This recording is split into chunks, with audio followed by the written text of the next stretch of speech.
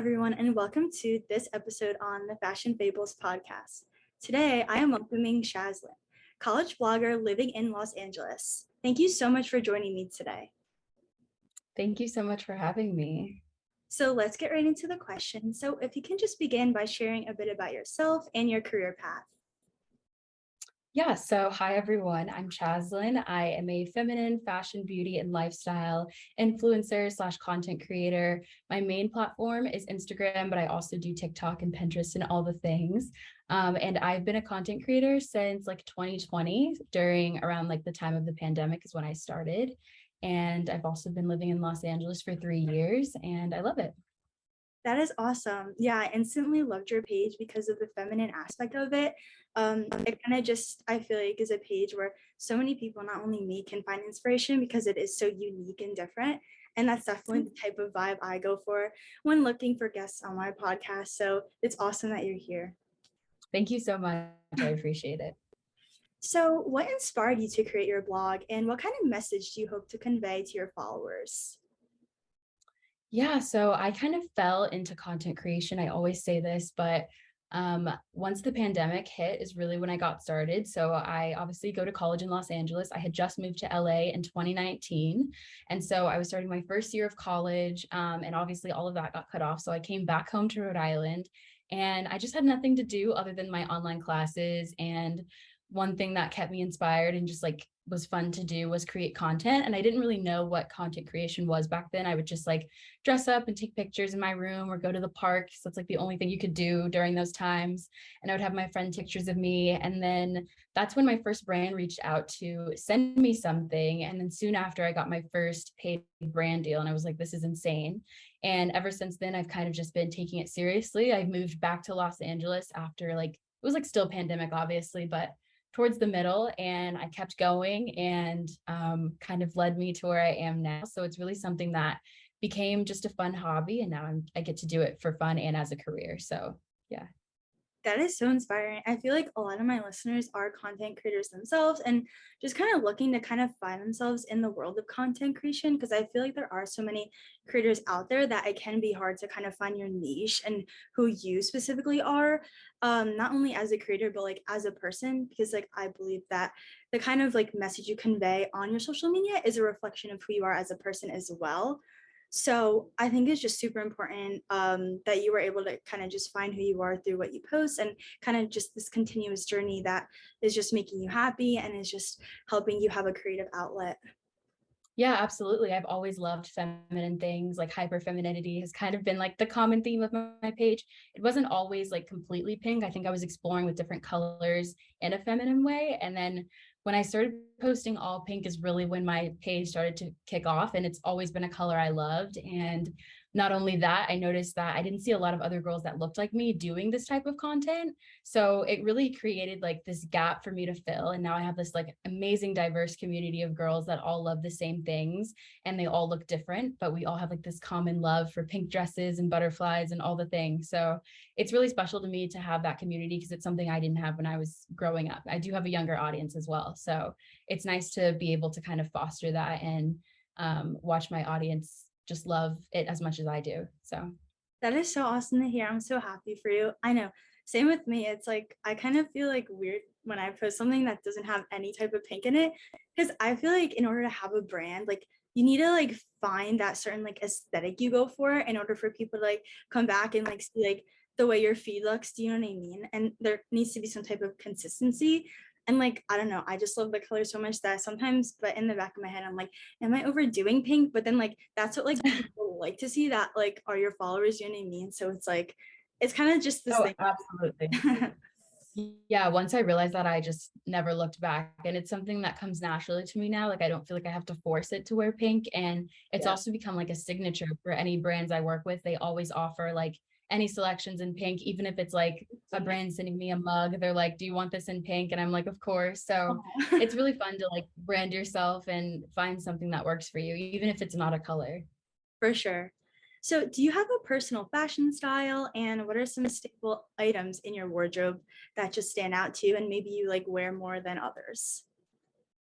Yeah, so I'd say my fashion style is a mix of a lot of things. I think a lot of people think of me and they're like, wow, she has one aesthetic, but mentally that's really not it. Like I love the upcoming Barbie core trend that everyone's talking about. I love the coquette, like cottage core. I love ballet core. I love princess core. So I'm able to kind of mix all of those. I just call it like hyper femininity is just my style of dressing. Anything that you would find to be like pink or just like over the top to like the regular person. So that's my style. And for like pieces that I love, I'm definitely a dress girl, which I know isn't practical for everyone, but I just love dresses. My closet is like literally 80% dresses. And I'd say like a few of my favorite pieces just to like pair with outfits, I guess, if that's the question, would be like frilly socks. I love adding those even with like sneakers. That's a cute way to dress up your outfits. I love pearl jewelry, anything with a puff sleeve. Those are kind of like some of my favorite details. That is so relatable. It's crazy to hear that because it sounds as if like I'm talking, but I love dresses as well. And not everyone is a dress girl, but like sometimes like I just don't like no matter the season, I just want to wear a dress. Like it could be fall, Same. I want to wear a dress. Like, and I know it can like people are like, oh, but it gets cold and I'm like, you wear a jacket, like something, like you know what I mean? Tights exist. No, But same. I'm like, I'll wear jeans, obviously, if I just have to like do a run, but like really pants are just not my thing. So yeah, and like when I'm in something other than like a dress, or I do like skirts, like Love Shack Fancy skirts vibe is my favorite as well. But when I'm in like a jean, I just don't feel as much as myself, if that makes sense. no, Um, absolutely. and I think it like makes you unique to have that sort of color palette that you aim towards, and also kind of makes your shopping easy. I mean, sometimes harder when you can't find that color scheme, but a lot of the times easier when you can just like go in the store and like spot something pink and be like, okay, let me try it on. Does it fit? Okay, great. You know what I mean? Um, Yeah, absolutely. and I think over the top is a good way to put it because from an outside perspective, it's like you're just going to class. Like, why do you need to be in a dress and why do you have to have everything look so perfect? But like, I just feel better when I'm like more presentable looking and like all that stuff. So it's actually so nice to hear that you have all the similarities.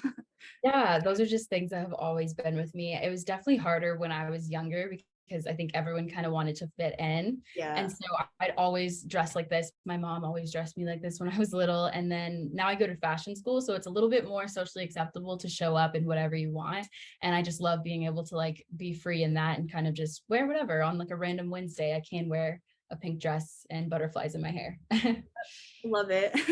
So, what advice would you give to creators looking to grow their following? And what kind of mindset do you kind of need in order for you to grow that following, but in a natural way where you just grow a community because they just truly love your genuine content?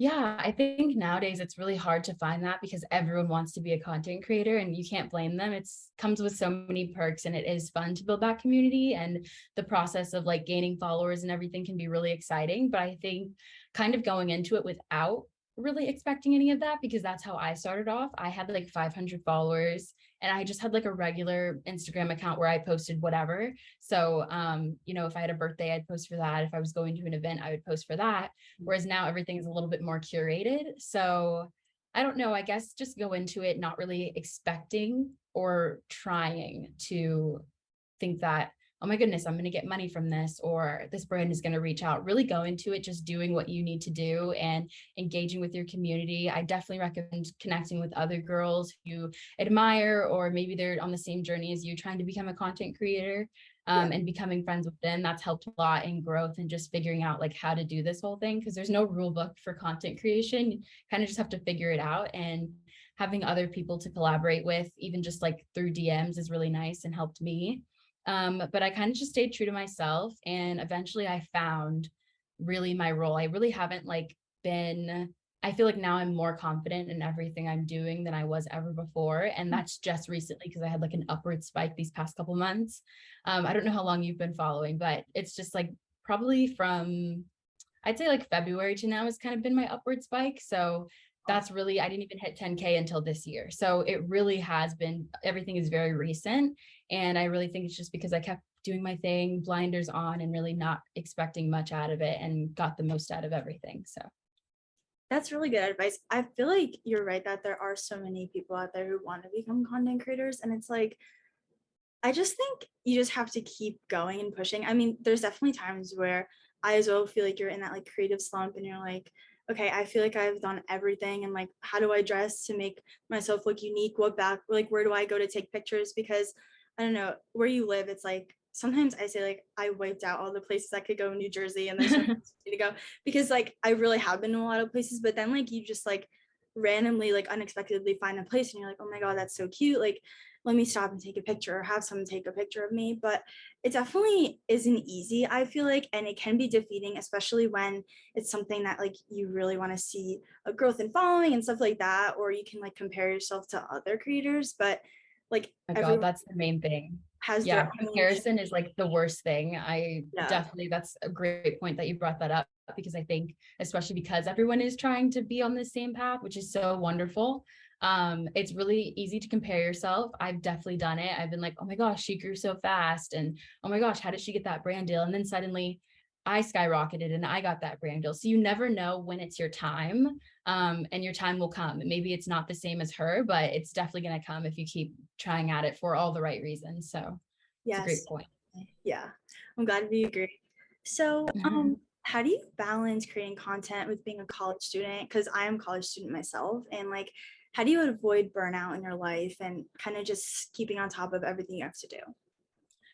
Oh my gosh, this is like the hardest thing for me. And I think it's also a big part of my page, which I don't talk about like college life a lot. It's basically mostly focused on fashion, but I think it's important that I even have college blogger in my bio because it kind of puts perspective. Like I am a Gen Z, I'm 21, I'm still in school. I used to be a resident advisor while I was doing content creation, literally living in dorms. Like I've done it all. And it's really hard to do. And it's especially important for brands to know that I'm in college too, so that they don't expect me to be doing full-time work on a part-time schedule. But I definitely think managing your time is key.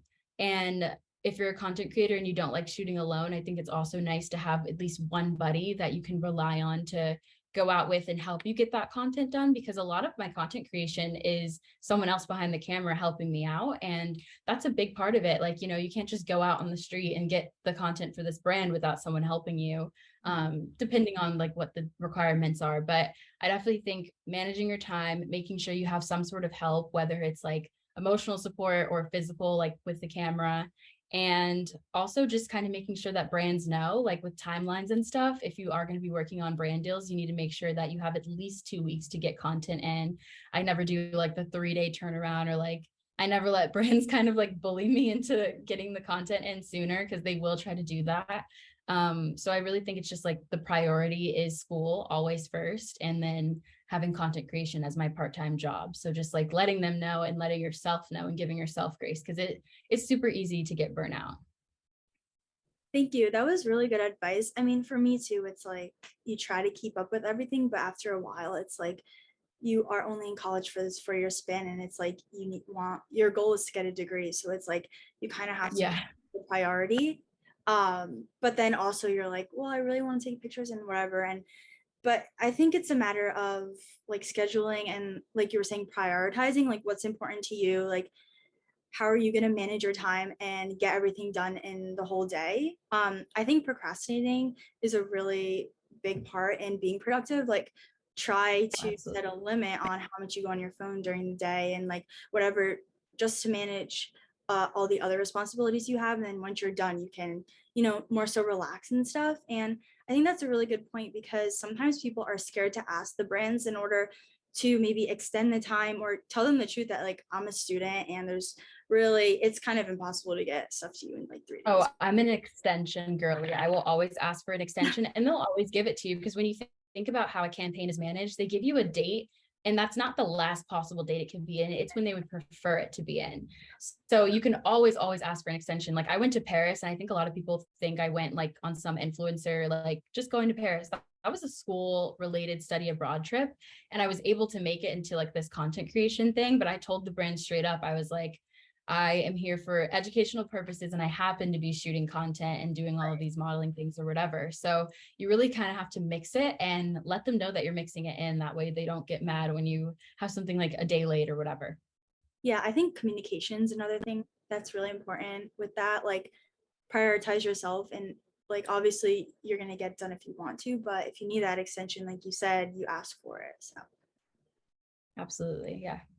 So can you share anything about ways to stay positive and just motivated to create content? I guess this kind of goes into our last question, but what type of content is your favorite to post? Yeah. So, for staying motivated, like I said, a support system is always needed. My parents are really supportive of me, but also my friends are as well. And I always joke that my friends are my assistants because they're always helping me shoot. And we'll go out and make a day of it. We'll like do brunch, and then it's help Chazlyn with her content. And then it's Sweet, let's yeah. go here, let's go see a movie. So we kind of make it fun. And I always like to make it fun for my friends as well. I always like give them extra PR that I have, like just being appreciative of that because it is a lot. And sometimes it's overwhelming to be doing it all by yourself. Yeah. Although I do use a tripod sometimes, but it's very rare that I do.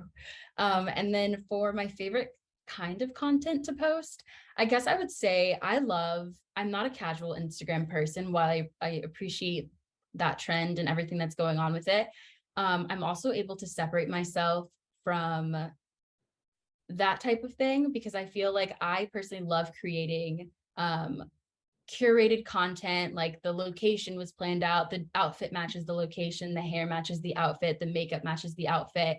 You have this beautiful like background, and like it's definitely not casual. But Mhm. when I see that type of content, I'm also able to know like, oh my gosh, this is like a photo that she planned out, that like, if that makes sense. I hope this is making sense. But basically, I've seen a lot of stuff where people are like, Instagram is really bad for your mental health when people are posting produced content. But when I look at that content, I kind of know that it's produced and I find In beauty the in back that. of And your so that's head. the type of, exactly. So that's the type of content I choose to do. And I hope no one looks at my life and thinks that I live this like Yeah. beautiful, romantic fairy tale, but that's what I choose to put out online. So that's the content I love doing. I love going to castles or just really pretty locations, wearing like big dresses like the ones I have in the back. So So that's my favorite. And I will always appreciate that content over just like random posting, if that makes sense. no, I am so the same. And it's like hard to tell that to a person who does have a more casual feed because you're not trying to put what they're posting down, but like everyone always has preferences. And like for us, that's just our preference. Like It's a that's just, mindset as well. Like you have to be mentally like knowing that it's not real life, and you have to know and not compare yourself to those people. Cause I think with Instagram, it's so easy to be like, their life is so perfect. But when you're a creator, you know that they've curated it. So you kind of have to like be aware of that when consuming very overproduced content. And I, that's the type of content that I do. And yeah, like you're saying, I just think you have to know. So well, it's like, for example, like your account, it almost reminds me of like scrolling through Pinterest because it does have that like aesthetic that just looks like so flowy and everything just kind of makes sense kind of thing. And for me, it's inspiring and more so like once just gives me inspiration. And obviously everyone's in different locations. So just because like you went somewhere doesn't mean like somebody is going to have the same exact feed, but it's a matter of like the vibe and the aesthetic that can just inspire people. And I think you can really find a healthy way to look at Instagram rather than just being a source of like self comparison because I think there's so many more absolutely. positive aspects like the connecting with different creators and just finding yourself. So, It's a getaway for me, honestly. Like my Instagram is like my escape, to be honest. Like that's a different persona of me. No mm, one necessarily has to know like what I went through to get to that location or what happened on the side when those pictures were being taken. But that's the beauty of it for me. And yeah, that's like my unpopular opinion, but it's my favorite content to create. So so much for sharing that. I love it. And I also agree. thanks. So I believe you're attending New York Fashion Week. So I would love to hear your plans for this, what you hope to get out of it. Um, and a lot of people want to go to New York Fashion Week. So it's just really cool to hear that you're going. So I'd love to kind of just hear more about it. Yeah, I feel like this is such tea and so exciting because I haven't told any of my followers or any of my All audience right. what I'm doing, mainly because I want everything to be a surprise. But I'm assuming that by the time this is out, it'll be like the perfect time to tell Yeah. everyone. But this is my first time going to Fashion Week, so I've never been ever. And I was lucky enough to get invites and also doing a lot of like internal work and like outreach to Okay. brands that I've worked with or brands that I admire to get to go to shows. So I'm going to be there from the 9th to the 14th. And some of the shows I'm going to are Selkie, which I'm super excited for, to go to the Selkie show. I'm going to the Kate Spade New York presentation for their spring 2022 or 2023 collection. So it's like a little showcase on that. I plan to go to the Revolve Gallery and a ton of other smaller designers, but I'm super excited and the outfits are just coming in and I'm super excited for that too. So it's just going to be a dream. And it's really something that I've like put a lot of time into because I think my hope is that I get a lot out of it, not only just like industry connections, but being able to go back a second year and have it be even better. So I'm super excited to experiment and see how it goes. Yeah, definitely. I mean, I would just like take advantage of it. It's like once it's just a really awesome experience and you can shoot content and I don't know, just there's so many things to do in New York that you might be able to find like other than your time actually at New York Fashion Week. So it'll just be a whole you'll never forget it. And that's awesome that you're able to go. I mean Revolve is like one of my favorite like brands online shop at and like Kate Spade is so well known. So you're having gonna have an awesome time. So I'm so happy for you. Thank you for sharing that. I mean, yeah, our episode will release in a few weeks, so it'll be after. Yeah, that's perfect. That's perfect. But Well, yeah, I'm super excited. I'm so excited for you, and I'm sure you'll be posting. Absolutely. So finally, Chazlyn, if you can just kind of share how people can stay connected with you, what your socials are, and just stuff like that. Yeah, so all of my platforms, literally on anything that you could think of, are chazlyn.yvonne. That's CHAZLYN.YVONNE. Yvonne is my middle name, so it's kind of like the story behind my handle. And I don't know what else I should add, but I'd love to have you all. If you have any other questions that maybe like we didn't get to in this podcast, I always look at my DMs like every single day. So I'd love to answer them and chat with you all. Well, thank you so much for joining me today. This is so awesome. Thank you. I had so much fun and I cannot wait for this to come out. Thank you so much for having me.